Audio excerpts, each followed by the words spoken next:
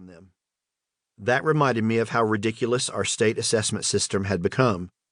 The state of Kentucky requires us to put away all instructional materials from our classrooms before state assessments, including things posted in the hallways, because, we wouldn't want a student to go to the bathroom during an assessment and suddenly learn how to add fractions because of a hallway display that might accidentally help him do better on the state assessment. I decided a way to break the stress would be to create a short video for the staff where I pretended to call out the art teacher's bulletin board in the hallway because she had left some staples in the corkboard. I stood in front of her bulletin board, which was completely blank aside from some purple background paper, a green border, and some offending staples, and lectured. I know you aren't used to this because you're an art teacher and all, but here at Liberty, we don't help students on state testing by leaving things on the walls. I've noticed you left some staples up, and when students see staples, they're going to begin to think, I went to Staples to get a computer, and there weren't many there, so I had to push my way through the door, so that's an example of scarcity. So these staples need to come down. I wanted to remind our staff how dumb the situation had become. I hoped the half-minute video would relieve the stress of testing and lighten the mood of a fantastic staff that had doubted how much they had accomplished in the previous 8 months. While videos like these were originally made to communicate with Liberty teachers, to my surprise, they began to go viral. The most popular, where I asked for the community's support during teacher strikes, drew in more than 10.7 million viewers. I have a slight Southern accent in real life, or so non-Southern people tell me, but in the videos, I took it to the next level, incorporating the speaking styles of Alabamans I met at Troy and several students in our school who speak that exact way. So no, I don't actually call myself the principal when I'm at home. Since I posted my first video, what started as a way to entertain my friends, family, and staff members has grown into a second career, as I've been invited to speak at a number of educational conferences and engagements around the country to commiserate with and motivate other educators.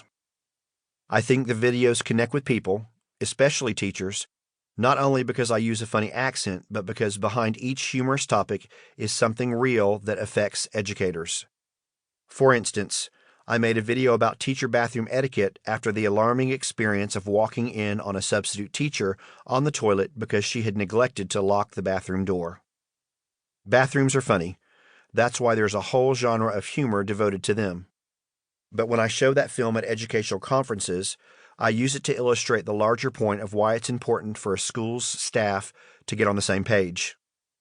The stakes of our jobs are high, which is why I feel strongly that administrators, teachers, staff, and parents can more effectively create a positive atmosphere at school. Kids rely on school staff in ways you wouldn't even think of. We have a teacher at Liberty who matches everything she wears to her clothes, her shoes, her watch, her jewelry. Sometimes in the hallway, she'll run into a girl who dresses the same way. They've built a relationship even though they're not in the same class. It may seem like a small thing, but that connection strengthens that young girl's confidence, security, and attitude towards learning. Staff bathroom etiquette rules. There is a lock on the door for a reason. Make sure you click the bathroom lock. If you don't hear click, it's not locked. It's very traumatizing to walk in on a staff member in the bathroom. When the toilet paper is gone, call the custodian. Don't just leave and not tell anyone because the next person that comes in doesn't realize there's no toilet paper and it causes some stress. If you share a bathroom and you have fluffied up that bathroom with lace and flowers and generic Lagerberger baskets, put something manly in there so the men will feel welcome, like a bobblehead or a superhero poster. If you happen to have bathrooms where there's one for men's and one for women's, don't yell at the men when there's a line at the women's bathroom. That is not our fault. And stop trying to sneak into the men's bathroom.